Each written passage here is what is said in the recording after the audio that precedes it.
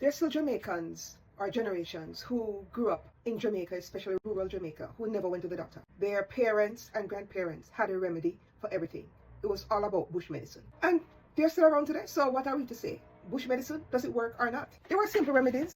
For example, we took cerci tea, and although nobody liked it to this day, it's one of them tastes there that I haven't really acquired. But you know that if you have belly pain any at all, you can trust that somebody going to offer cerci tea to you. Fever, one of the more popular things is fever grass. Boil that up and sweeten it. What we used to love to do now, every tea though, then some of them then give to you straight up green. It goes sweetened with a whole bunch of sugar and stuff. And fever grass, sometimes they used to add lime or honey, or just honey. Who remember that? And it is like if you fever, then give overnight and you wrap you up and you can sweat it out by the next morning. Now what about if you have a cough or you have a sore throat? That one is a number of things, right? So we always do the lime and honey. Some are depending on the age group and the family. Some are maybe in the mix somewhere into the mixture. And you took that all the time. I used to use that excuse as a kid because we used to love that lime taste with the honey in it. I don't know if it's belief kills or belief cures, but trust me, after having that lime and honey thing, me automatically start thinking, me feel better. And at the end of the day, no doctor needed. One thing somebody shared with me, but I've never done it.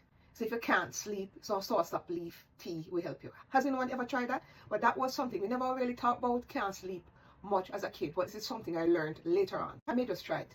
Castor oil have so many benefits in Jamaica, but I remember my mom tried to give me castor oil once as a kid. Right? It was a kind of it's one of them things, if you eat too much and then also in our bathroom, then I'm going to try to use it. Castor oil was something that we would have and take for wash out. No another remedy, but it is not Jamaican per se, but be sure every Caribbean island and public places outside of the US, everybody used to be on Vicks for everything. Vicks vapor rub. You know the Vicks inhaler them?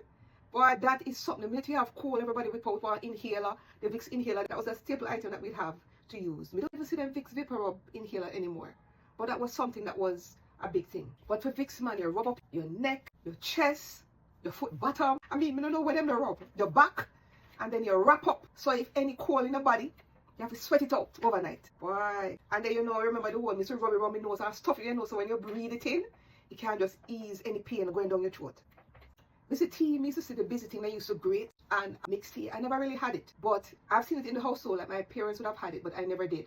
But busy tea was something, say, if you have like kind of food poisoning, I don't know if it's good for colic to one of them things. What was good for colic?